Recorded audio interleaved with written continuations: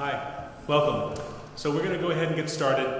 This is a very informal public input session, so please, if you have any questions. The one thing we will ask is that if you could come and ask your questions at the sitter microphone, and the reason for that is that telemedia is recording this public input session to rebroadcast on telemedia and then post online. So speaking to the microphone will make sure that your voices are heard and recorded for the telecast.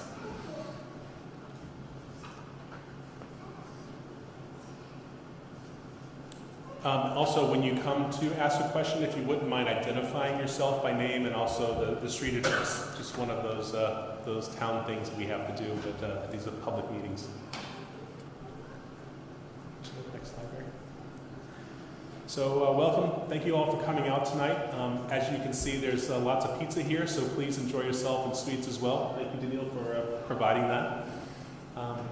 We also have a couple of tables set up with the actual presentations, so feel free to thumb through those. We also have some of the presentations in the back as well. Also in the back we have a display for our Buy a Brick campaign for the Friendship Park, and that campaign is going to help fund a new pathway into the playground from the upper parking lot. So we're selling two sizes of bricks there, a 4x8 and an 8x8. And I encourage you to check that out. You can order those through our online web store, which the address is on the flyers on the tables, or you can take a printed form and fill it out yourself and mail a check. If you have any questions on that, if you would let us know, we can help. Daniil is actually their coordinator for that, so she can help you with that. We also in the back have a number of sign-in sheets if you want to receive information as we move forward, updates. If you would sign into the sign-in form, that'll also double as a volunteer form in the future. We're going to have the community build part of this process that we're going to talk about later. So if you sign in on that sheet, you'll receive the email updates that we send out about that community build and other volunteer activities that we're going to be doing for the playground. And then finally, there's also a membership form in the back for the Friends of Robertsfield. The Friends of Robertsfield is going to be the fundraising arm of this project, and then the other projects that happen for the implementation of the master plan.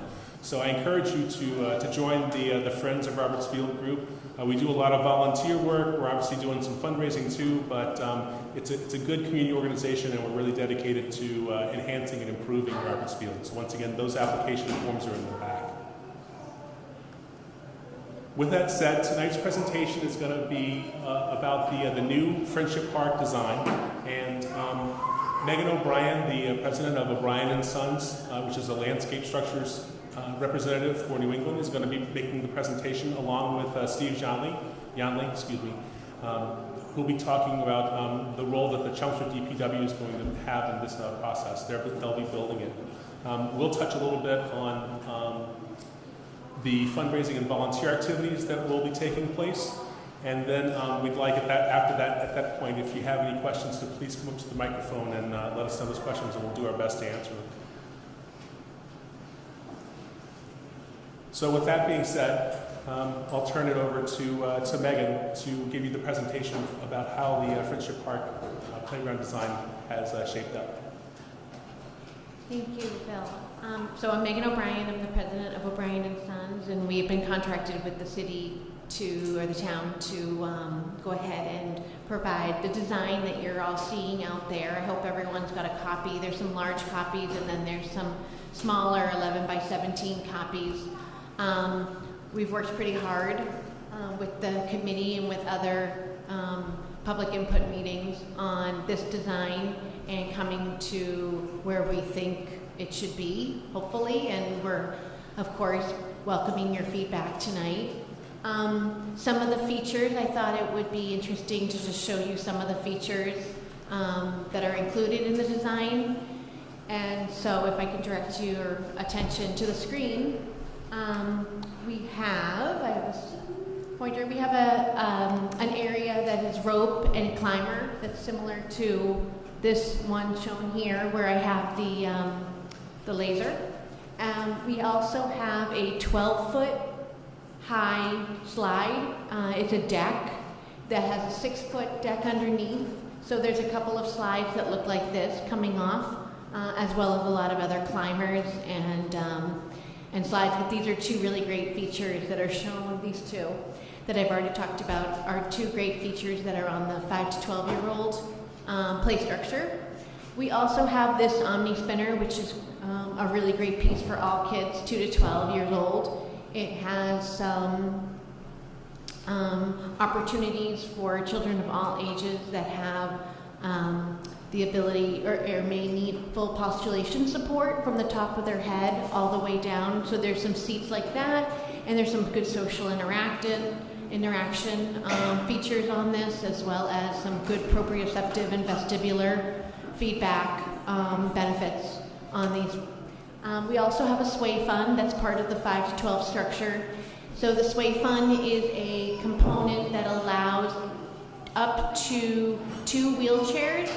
So if you were in a wheelchair and you could not transfer out, it's a great opportunity to actually be on a moving piece, whether you're an adult or a child, that allows for inclusion. People sitting in the seats that you see here, there's another one over here, and there's 2 opportunities for a wheelchair, and it sways back and forth. So that's a really great piece. It's accessible by a couple of wheelchair ramps that are on the 5 to 12 structure. A couple other features that we have on this design is a roller slide. A roller slide is a really high tactile piece that allows for not only deep pressure, which is really important for a lot of kids that are lacking sensory input, but also it allows for somebody who may have cochlear implants, and what happens to them when they go down a plastic slide is that they may receive a static shock, which is typical with a plastic slide. And when it happens to somebody who has a cochlear implant, it actually sets off their hearing device, so that they would have to go back to their auditory provider and have them reset the implant. So it's a nice feature for somebody who's maybe can't go down a plastic slide. It's also a nice alternative, like I said, for some tactile feedback, and it's a great alternative to a stainless steel slide, which would have those same benefits to somebody with cochlear implants, but you don't have the heat that you would have with a stainless steel slide. We also have something called a zip cruise.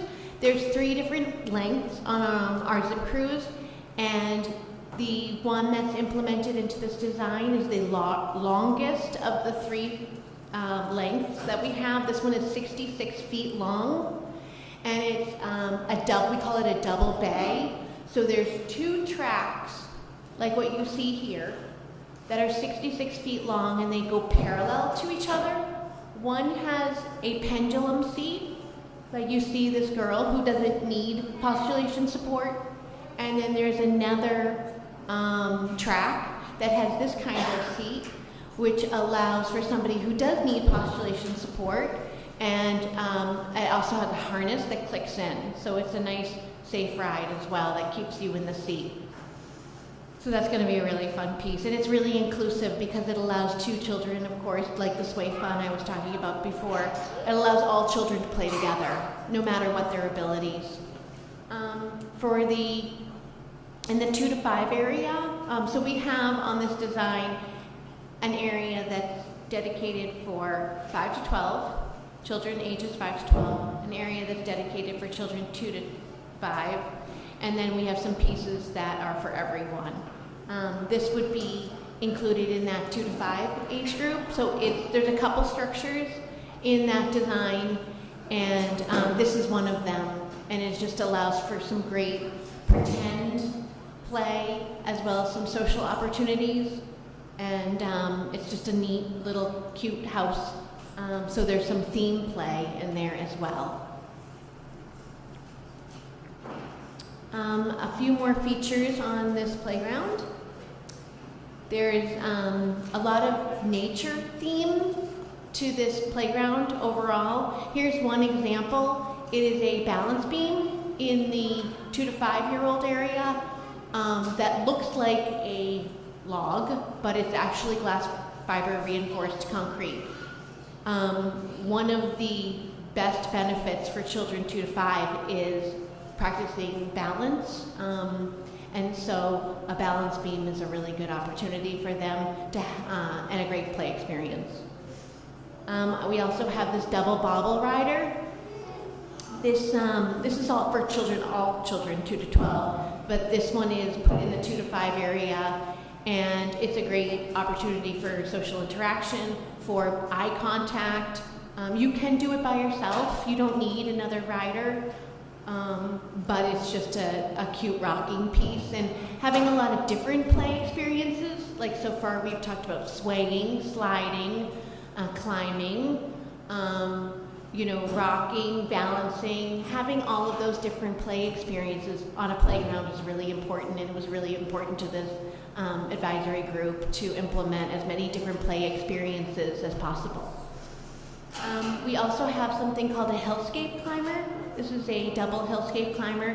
It is 4 feet tall at the top, and it, as you can see, it's climbing, it's crawling, it's traversing from one to the other. So you have, you've got to get from one side to the other.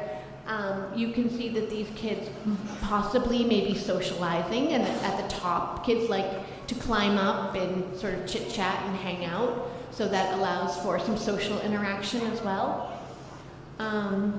This climber here is called the Swiggle Knots climber. It's just a very challenging climber. It's actually parallel with one of the wheelchair accessible ramps on the design. So it's a nice opportunity that if you've gone up and down the ramp and you're able to, you can possibly go parallel with the ramp and maybe parallel with your friend who may only be able to get up the structure by the ramp, and you can sort of go along with them. And again, it's another great opportunity for inclusive play. This is a spinner. So I showed you before something called an omni spinner, which is a sit-down spinner, but stand-up spinners are great.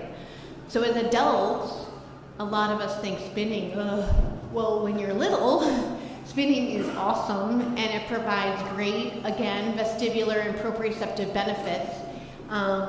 It gives you a sense of your body in space, and that's really important feedback for your brain as it's learning.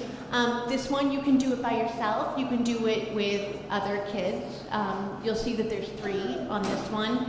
It's also set at an angle so that it works by centrifugal force, so nobody has to push you. You don't have to kick off the ground. You could just get on the piece, and by using your body and its movements, you can make the piece rotate clockwise, counterclockwise, slow, fast, however you want. But that's really important for some kids, is to have the opportunity to spin on their own and control their own body movements, and maybe not have somebody touching them. There is a sensitivity for some kids with touching. And then just going along with that more nature theme, like I was talking about with this log balance beam and this hillscape climber, is this is one of the roofs on the 2 to 5 structure. So there's catalogs in the back on the table when you walked in, and there was also a list of all the components that are included on the design, and I put it so that it's in order of the pages, so you're not flipping back and forth. It sort of goes in the same order as the pages. So if you really wanted to get a great in-depth look at every component, you can do that with this component list and with the catalog. There's a lot going on, so it would have been a pretty lengthy discussion if I had showed you every single piece, but I can say that the committee definitely has seen and evaluated every piece, and it's a pretty great design, to be honest. So if you want to keep going forward. So here is the design as it stands today. This is the existing paver walkway. There's possibly 2 entrances down here to come in, because I guess the the parking lot location. I'll let Steve talk a little bit more about that from the DPW's aspect. But this is the 5 to 12 structure that I was talking about that had that rope climber and it had that 6 and 12 foot tower structure, and it has the sway fund and the ramping here and the roller slide here. Here is that 66 foot long zip cruise that I was talking about. Like I said, one is for somebody who might need postulation support, and one is for somebody who doesn't need postulation support. The Hillscape Climber is here. We have something called a friendship swing that is located up here. It's for 2 children to use, and they're sort of facing each other. It's actually, it could be children, it could be older child, younger child, it could be a mom or a dad and their child, or a grandparent and their child. It gives great opportunity for not just swinging, but socialization as you're swinging, and also making eye contact, which is really important for children to learn about eye contact. So that's a great piece there. There's also an 8-place swing set for children of all ages. So there's baby seats, there's belt seats, and there's flat molded seats, and there are again, full postulation support, molded bucket seats with the harness that you saw that were similar to the Zip Cruise. It's basically the same seat, but on a swing. We have a possible phase 2 sandbox area here. We have a pavilion here with picnic tables. The picnic tables do allow for spaces for wheelchairs as well to come right in and enjoy the space without feeling like they can't access the table. They can pull right in. Obviously there's benches as well around the site. This over here is the 2 to 5 area with a couple of structures and the double bobble rider and the Omni spin spinner. Pathways are incorporated.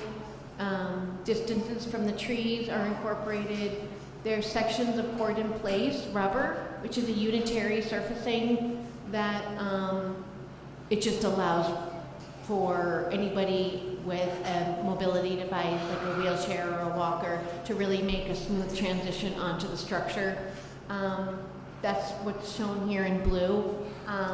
What's shown in this sort of this brownish gray or brownish orange is engineered wood fiber surfacing, which is what you see on a lot of playgrounds.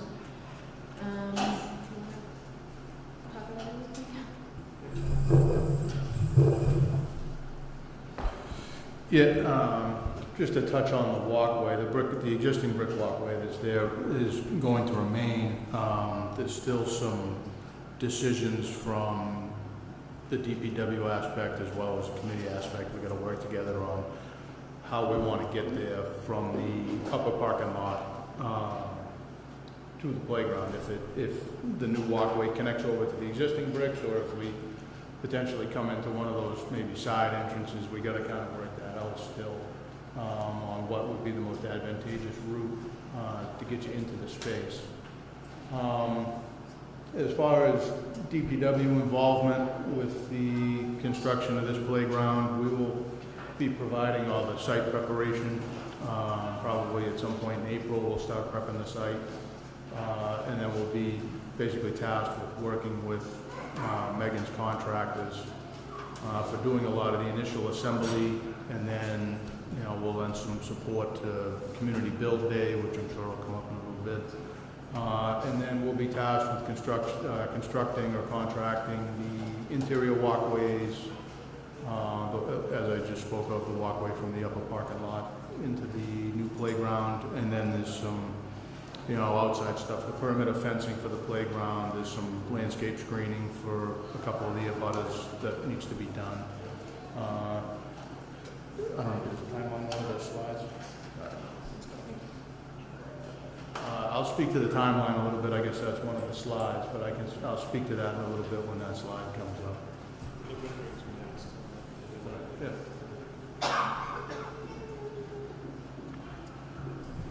So this is the 3D rendering. As I said before, it's part of the packet that you have out there, the 11 by 17 pieces of paper. This is sort of the overall view. And it definitely has colors that meet more of the nature theme aspect, like acorn and tan and brown and leaf green. But it's just obviously that's the view of what you were seeing with the site plan.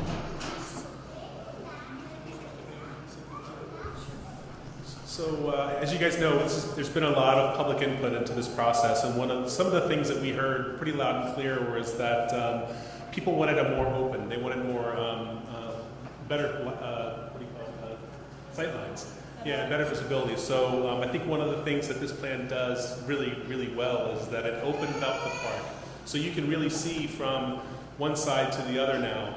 And another really neat component of this is that it puts the shade structure area in the center of the park, and really would allow for a family to gather there and to sort of, if you had someone in the 2 to 5 area and had someone in the 5 to 12 area, you could still see both comfortably. So that I think really, this design really accomplished that goal of good visibility. And then I think we all agree that it sort of creates sort of a park in a park design.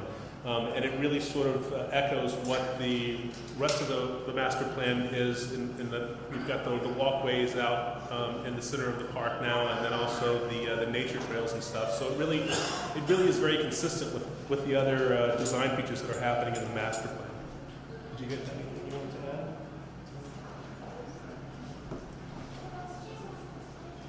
So, just to give you another perspective, that's the 66-foot-long zip cruise. There's the hillscape, there's the friendship swing, the regular swing. That's the 5 to 12 structure. You can see a lot of it, but that's the 12-foot deck. There's a 6-foot deck underneath, all sorts of slides and climbers coming off of there. You can go to the next one. We'll see if we can see even more. Here's the structure, the 5 to 12 structure again. Here's the wheelchair ramps. Here's the sway fun that I was talking about, where 2 wheelchairs can get on, as well as lots of other folks, and they could all be together and swaying back and forth. Another nice thing about, obviously the best part about this piece is that a lot of times if you're in a wheelchair, you have to get out of the wheelchair to enjoy the component, the play experience, and this allows you to not have to get out of your wheelchair, and you can still experience a great play component, which is swaying. So movement is awesome, right? And so you're able to really get on there, and it's very inclusive by allowing all sorts of people, no matter what, to get on and play together. And there's that Netplex that I was talking about before. And what's great about the Netplex, and what adds another component, is it has a lot of free, a lot of climbing that allows for,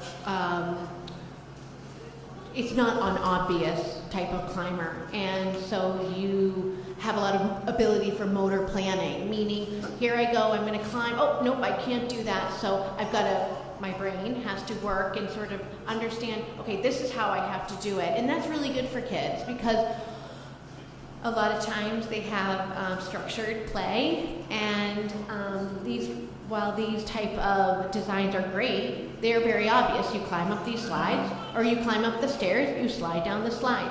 This type of piece, it's not as obvious, and there's so many different ways to climb up it or down, and it's not as obvious. So it's really a great piece for all kids, and it really helps to build their motor planning.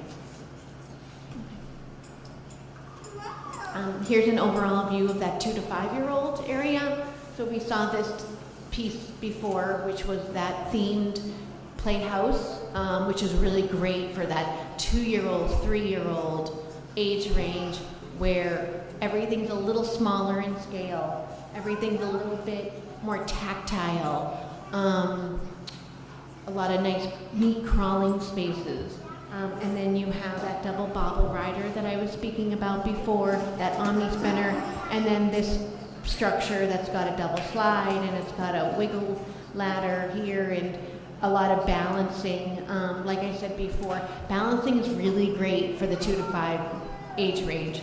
That's a very big challenge for them as they're making their way, not just from walking, but traversing from step to step through the air without necessarily having something under their feet the whole time. So that's really good. It helps to build their balance and traversing from one piece to the next and changing elevation.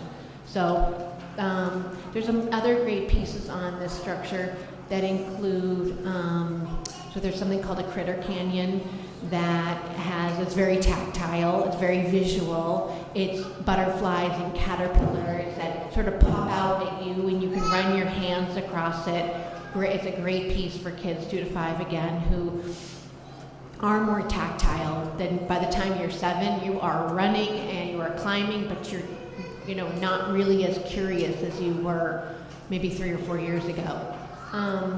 There's a couple play panels on here that include a rain sound panel. So if you've ever seen a rain stick, it's a panel that makes that same sound, and it's great for auditory, right? So having as many play experiences as possible, even so really hitting all the senses. So auditory is there, and then we have an optic ear panel, which is a really good visual piece. And there's a little belt bridge. It's a cute design.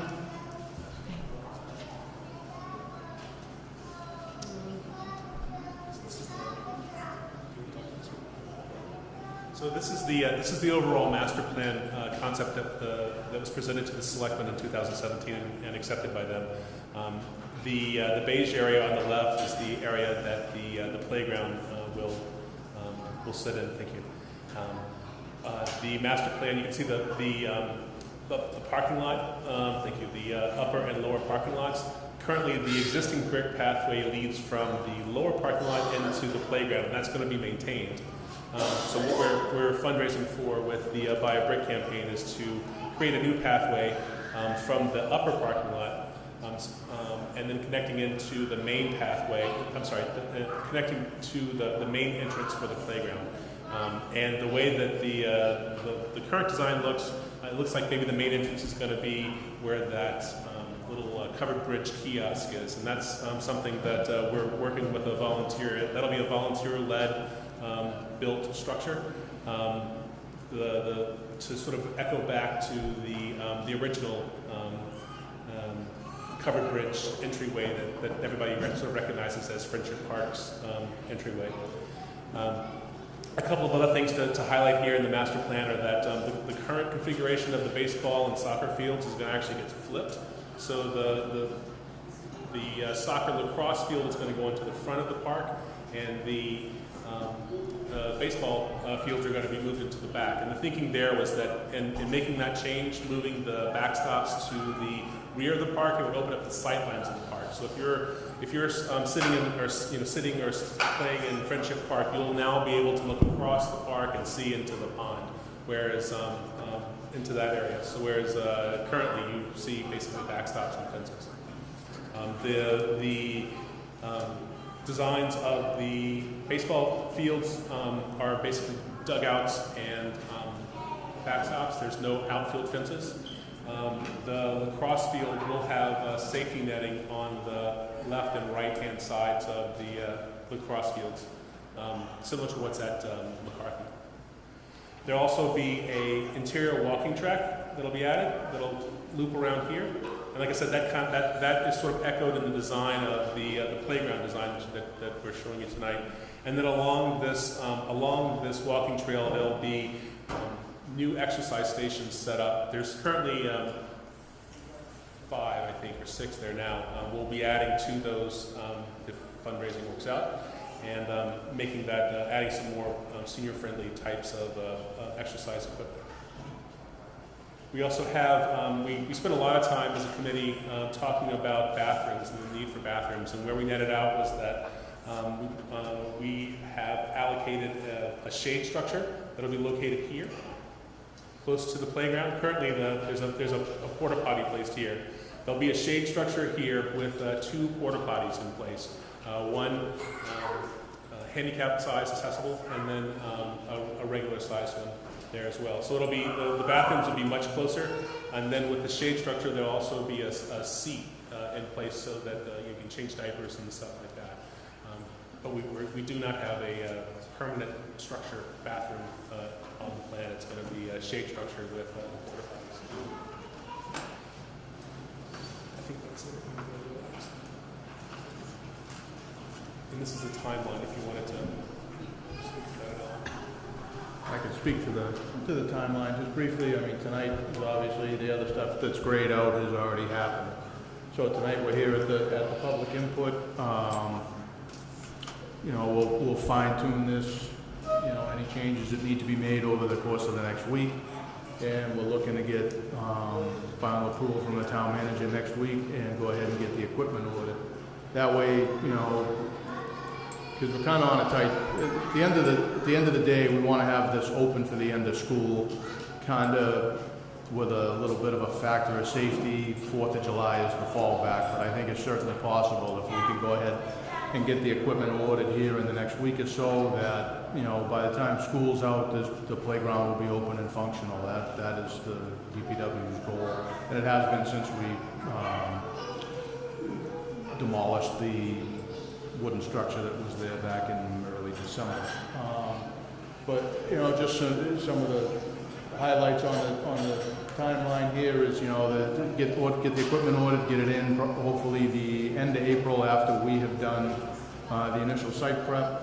You know, get Megan's contractors to start working with us to erect some of the structural pieces.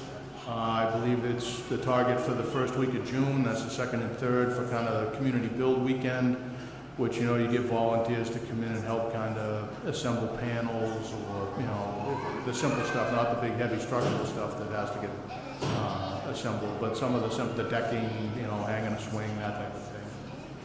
And then having that happen in the beginning of June allows us a couple of week lead time, and Megan's contractors, her contractors come in, do the poured in place, allows us a couple of weeks to come in, get the interior walkways done and all that, get the perimeter fencing done. That way, when we get to that kind of cutting the ribbon day, everything's done.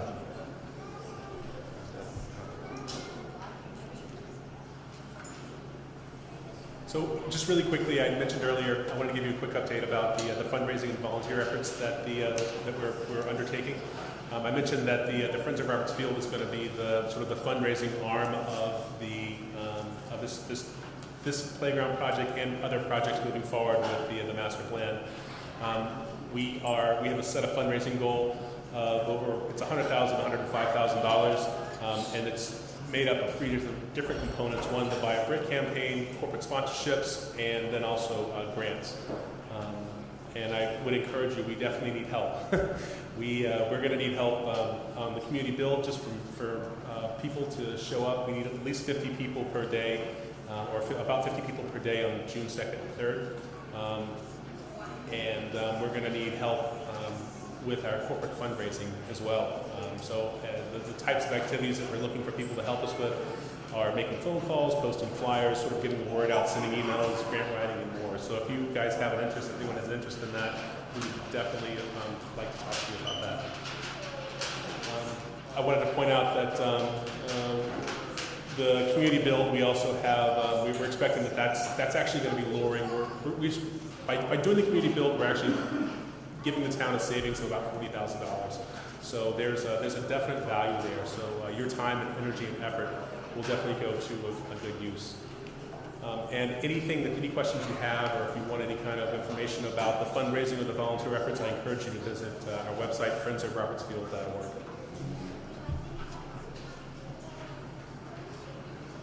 So this is the time to ask lots of questions. I hope you're happy with the plan. We'd love to hear your input and hear what you have to say. So if anyone has any questions, if you'll come up to the microphone and let us know. If you're not comfortable doing that, we also have put out comment flyers on the tables. If you'll fill out one of those, we'll be happy to answer those questions as well. But we'll also would appreciate just your general feedback on the plans and the things that we discussed tonight. Any questions? Wow. We did our homework. Would you mind coming to the microphone? Thank you. So we're just right up the street from the park, and we've visited it several times. I noticed that there was Oriental bittersweet on the exterior side of the park. Is that land operated by the town, or is that someone else's? I can answer too. And I ask because I know that it's very time-consuming and costly to keep that away. Yeah, I I mean, wonder the upkeep, what that's going to mean. yep, I mean, I can touch on it, Bill can probably get into a little more depth too, but I think the bittersweet is on all properties down there. It's on the town properties, on abutting properties. I know the Friends of Roberts Field through their MOU with the town has some removal plans. Granted, it's a pretty heavy task, removing bittersweet totally, if you can ever really kill it. I don't know. But at least it's acknowledged, and there's a plan going forward to at least try to, I don't know, curtail it. I don't even know if that's the right word to say, but we know it's there anyway. Yeah, it's a great question, and we spent a lot of time in the master plan process talking about it. Where we netted out, well, we talked a lot. Really, the only way to defeat bittersweet is chemically, and we talked a lot about the effects of the chemical treatments on the park and the habitat. Because I don't know if you know or not, but the natural areas of the park have now been designated as the wildlife sanctuary at Roberts Field. So, maintaining a healthy habitat for the animals and the people that are there in the park is really an important part of the master plan and an important part of the Friends of Roberts Field and all of our efforts moving forward. So one of the reasons why we actually ended up with the size of the footprint, the maximum size of the footprint of the playground, was because that outer area was so overrun with bittersweet, and enlarging that area would allow us to get machinery in there to keep it continually mowed and keep the maintenance going on it. Because what happened with what happened with the last playground is that the fence was sort of there, and then the bittersweet sort of took over, and then they just couldn't get to it. So part of the maintenance plan for this is that we've actually expanded into that area, so there'll be some maintenance, obviously mowing and stuff, because the playground will require mowing, so that'll take care of it. That consistent mowing will take the bittersweet out eventually. On the other side of the fence, we're going to have an abutter planting to help cut down on some of the noise and visual impact on the new playground. So the goal there is to have that maintenance area open as well. So at least on the upper edge of the playground, I think we have it more open, and we have a plan in place to try to address it. As far as the other parts of the playground, it's really it's a battle. We have the Friends of Roberts Field hosts like at least one, if not two, bittersweet work parties to try and get a lot of that stuff out of there. Because what happens is that the bittersweet grows, and then it grows up into the canopies of the trees, and then it just decimates the trees. So and then that's happened mainly in the back, in between the area close to the Legions part. So there's plans in place. We're going to continue to try to get a crack at it and try to do it. We are going to try to, part of the master plan recommendations were that the town would use chemicals to try to attack the hardest hit places, and then use heavy machinery to pull some of the stuff out and clear some of that stuff out. And then once that's out, it's going to take just 5 to 10 years of maintenance just to kind of keep that stuff in check. Someone wants to donate some goats to the cause. Yeah, even the goats represent a problem too. It's such a big area; it's hard to kind of pin off. Because we did look at that as well. it's in the plan, it's been discussed, and it's just going to be something we're going to have to continually fight for. So I hope that answers your question. D? B. Miller, 17 Cottage Road, North Chelmsford. Will there be a drinking fountain? There will not be a drinking fountain, and the reason there won't be, we talked to the water department about adding a bubbler, and they didn't feel like, they felt like adding a bubbler would actually add a health risk, because the line from the street to the bubbler would be so long, and the volume of water taken from the bubbler would mean that the water would sit in the lines for too long and create a bacteria problem. So we all agreed that, we'd love to have water because that's an important thing, but the water department said, what, it's going to create a bacteria hazard, and it's not a workable solution. So our hope is that I'll call it Rosie's store, the town and country store that's been unsold for a couple of years now will get sold once the playground starts to kind of take shape, and there'll be lots of water available there for people to purchase. And then there will be recycling bins for water bottles, right? Garbage cans for sure, and Recycling bins for the plastic water bottles. yes, DPW just committed to recycling bins.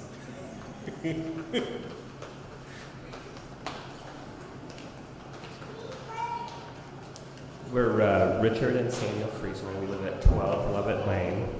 First, we want to wear pajamas every day, so we like the theme for tonight.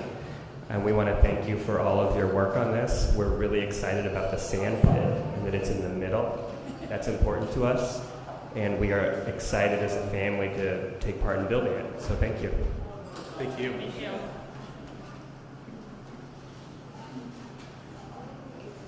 Hello. Pete Charlotte. We live right across the street from the park. And I know that there's all kinds of other things that are coming down the line for the park as a whole. So the first thing is the playground. Is there a prioritized list of all the other things that are going to be happening? So as far as like rebuilding the fields and things like that, is that what? I guess what I'm most concerned about is security. Because there's, with the playground, living across the street, Yep. There were many nights where I'd be out and I would just hear the Sure. vandalism happening across the street and, not much to do about it. And this is a beautiful design you guys have. And, it's just kind of concerning about, stuff. Yep. As far as security, I can speak to that a little bit. There is a plan in place for a Springtown meeting to add security cameras at this is one of the locations.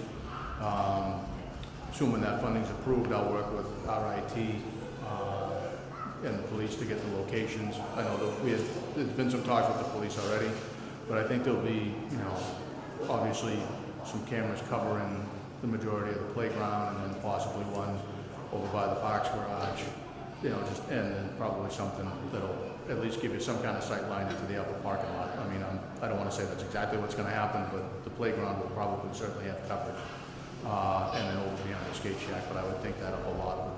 But I know what you mean. After it's the nature of the beast. Yeah. Also, you're saying that, is it not an option for the town to purchase Rosie's and use that as like a snack? I thought the snack shack thing was like a... Well, I think anything's possible. If I hit the lottery on the way home, I'll buy it.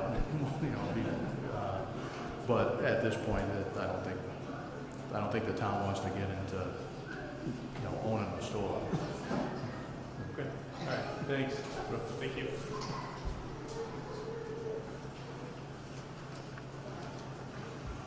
Hello. So I'm on Mansfield Drive, brand new to the town as of being school year. Stumbled upon the old one once with my kids before school started, and thought it was a great location. But yeah, I'm glad to see you guys have this. So I just wanted to say I love new playgrounds. This is awesome. But monkey bars are a good thing for kids. And so I didn't hear you mention monkey bars. There's obviously, I think, plenty of room for monkey bars. And then your water, the rain, your rain too, you were mentioning. Because I was going to ask, before you mentioned that, I thought of the music elements, like even the drumming. You know, the kids always love the drumming elements, so if you had a few more musical elements along with your rain stick, then I think it'd be awesome. But otherwise, yeah, we're here now. I got 4 kids, so I put my name on the list. And especially if we're able to help for the groundbreaking, we'd love to do that. I've always wanted to do that. So. Thank you. Thank you. So I can speak to the monkey bars. If you look at the component list, you're right, it wasn't one of my pictures, but we definitely have something called a lolly ladder. So if you look at the component list, it is on the second page. It is the second item down. So we have a monkey bar. And then we have a lot of those rope climbing that I talked about, which was the Netplex and the Swiggle sticks that will definitely help to build upper body strength. There's a ton of climbers on here, but for suspended, there is something called a lolly ladder that is on there for the 5 to 12-year-olds. We really concentrate on monkey bars for ages 5 and up because it's very difficult for anyone 4 and younger to do a monkey bar. And then, the music. Do you guys want to talk about? I mean, there was the rain sound, the auditory. It didn't put. I mean, we talked about the white something tube being thing loud at the and front of the neighbor. park's still there. That's still there. So there's still the white tube. I don't know what you call it. I don't know. I call it an ear drummer. It's like the Blue Man Group PVC type thing that's still there. I don't know. I like. Yeah. Like the wooden xylophones. Is that kind of what you're thinking of? Yeah, they have holes in there to make different sounds. Yeah, we don't have a wooden xylophone type thing in this design, but we could certainly look at. They have all sorts of really interesting panels. Like we chose the rain one specifically, trying to get music. We could look at some of the other ones and see if there's something else to kind of mimic that. Absolutely.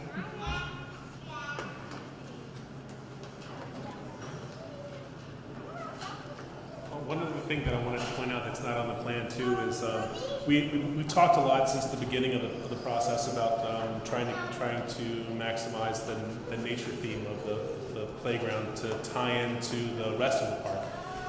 And one of the things that we're doing is in the central area. I don't want to blind you, Megan, I'm sorry. I'm trying to go around you. In this area here, Western Nurseries has actually offered to donate a design for a natural play area that would include a bunch of different elements, things like a sensory garden, things where plants can get touched and pulled and tugged, maybe a small butterfly garden. We've also looked at putting in some sort of animal track kind of sensory. I don't want to call it panels, but it might even just be concrete impressions from different animals that you typically find in the area. Maybe a little smaller, pathway just to kind of get kids into the area. But that's something that's going to kind of take up some of that space and sort of echo that nature theme that we've been talking about.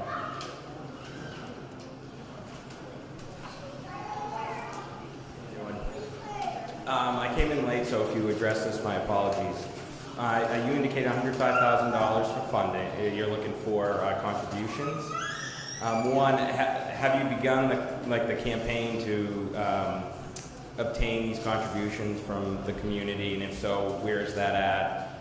If not, is there a campaign to sort of get out there and obtain the contribution aside from the bricks, and just a little bit more around that funding piece? And does that impact the opening of the playground and things along those lines? Question.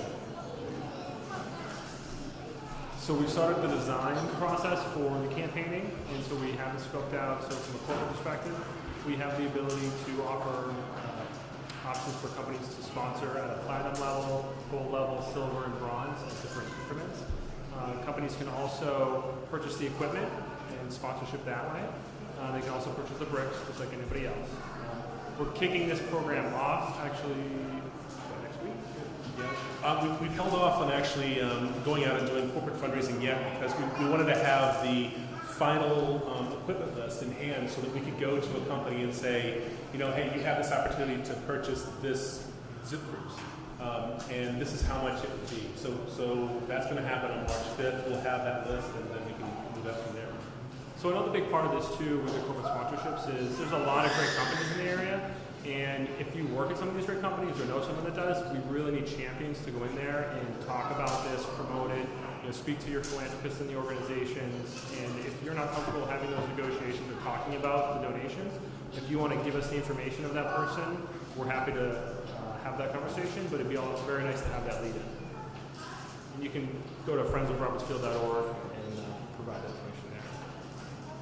Bill, if you want to mention anything about the 501c3.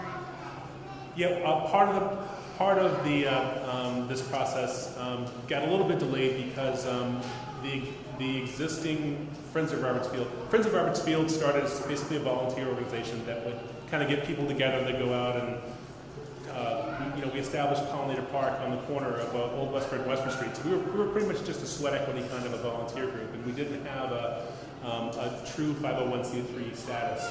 So we've spent the last 8 weeks. I don't know if anybody's ever gone through the process of filing a 1023 form with the IRS, but let me tell you, it's not exactly fun. We spent a good amount of time getting that 501c3 application into the government. We have it there now, and so we're in line for it.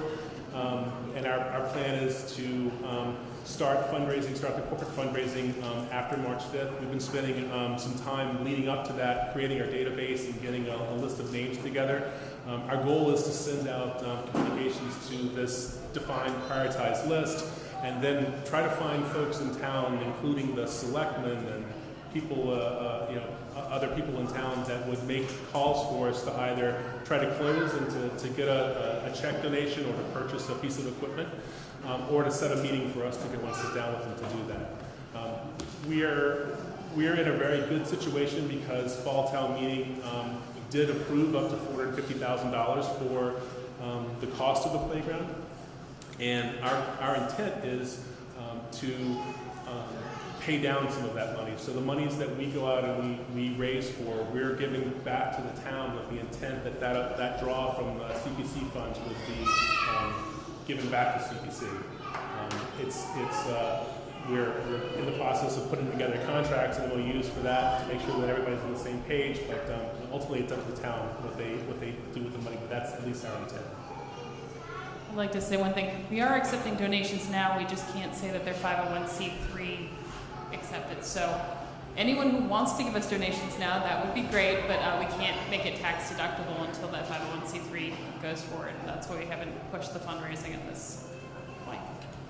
Our expectations are with the application now in the IRS's hand that it shouldn't take more than 90 days, but it's the government, so you just never really know. So, but we're trying. We're pushing ahead, pushing forward, and we're going to do the best we can. Correct me wrong, if you donate now, as long as we get this awarded, then you can still file a tax return. Yes, and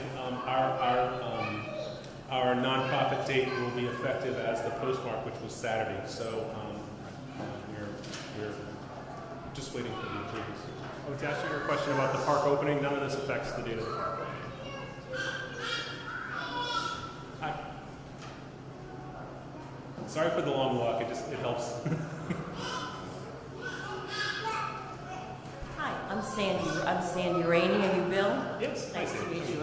I run the Facebook page, Chelmsford, Mass Rocks. We've got over 900 members there, and we are very interested in putting a friendship rock garden in the park. I have a picture of one I can leave with you, or I've seen some that are made just from whiskey barrels. With my group paints up stones. It's part of the Kindness Rocks project. I'm sure you've heard, maybe some of you found stones. It's a thing that just makes you happy, whether a kid finds it or an adult finds it. My question is, any place for picnic tables in, there'll be a great place to paint rocks, for the kids. Yeah, we've talked about this in the last couple of meetings, and the plan is that the Chelmsford Mass Rocks would be part of the nature play area that Weston's working on the design for. And in that nature play area, we talked about a signage plan last week. We have one sort of lower, sort of a low-profile signage that would sort of detail the different things that are going on in that nature play area. So it would be the sensory garden, and the butterfly garden, and the tracks. And then Chelmsford Mass Rocks would be one of those things that would be identified there. So I think you had said that the bin, I guess, that holds the painted rocks would be about a 3x3 area. So yes, something like that, or even a large whiskey barrel, just to have the rocks in there, and it'd be replenished all the time, where people can either leave a rock there or take a rock. So. What I'd like to do is encourage you to come to our next meeting and send me that, and we'll make sure that we have that as a discussion item, because at that meeting I expect that we'll have more detail from Weston about sort of what their design for the nature play area, and we can talk about how that would be incorporated. Great. Just off the top of my head, I think our concerns would probably be the long-term maintenance of the container, and then also making sure that it's safe for kids. Sure. As far as the painting and stuff goes, I don't. That would be a question we'd have to have for facilities, and the types of things that they would have. We can certainly reach out to them and ask them. So. Is this going to be entirely fenced? It will be. Yeah, there'll be a perimeter fence around it, and the current plan has 3 entries. Well, there actually will be a 4th entry in the back. That'll be a double swing. There'll be a swing gate for maintenance equipment to get in the back, but there'll be 3 kind of pedestrian openings. That basically what you see on the plan. No locks anywhere to keep people out at night? No what? No, any locks to keep people out at night? No gates. No, because they'll just be left open. Who's going to lock them type of thing. Good. All right, thank you. Sure. Thank you. Great questions. Thank you very much. Hi, my name is Dennis Guerin. I live in Horseshoe Road, and this is a great project, by the way.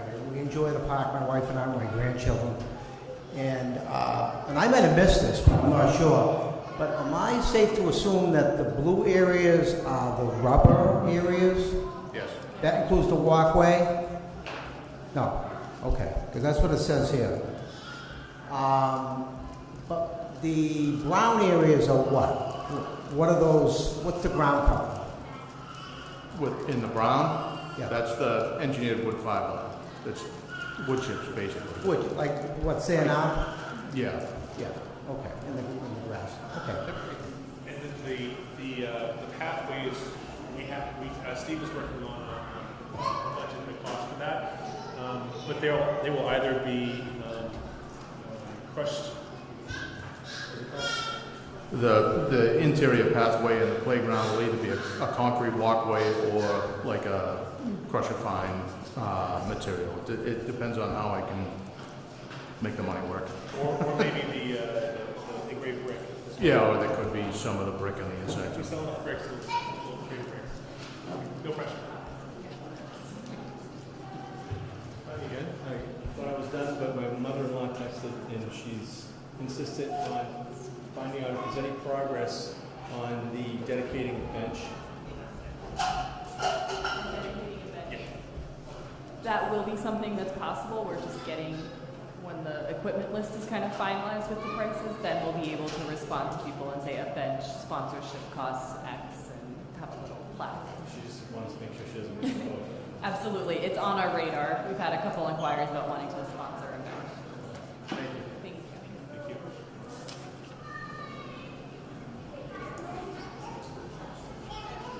I'm just, to me that looks like a big area, but there was a brand new park in Seattle where they allowed kids to take a scooter and kind of is that big enough for them to, is it big enough for kids to like scooter and stuff on the pathway? How big, like I said, to me it looks big, but I'm spatially challenged.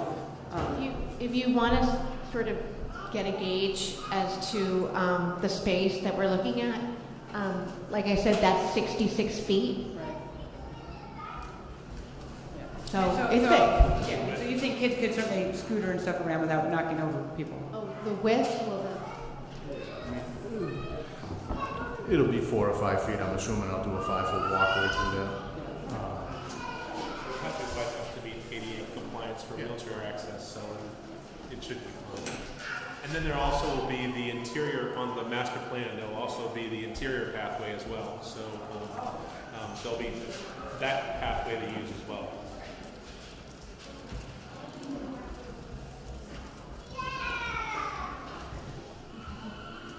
Any other questions?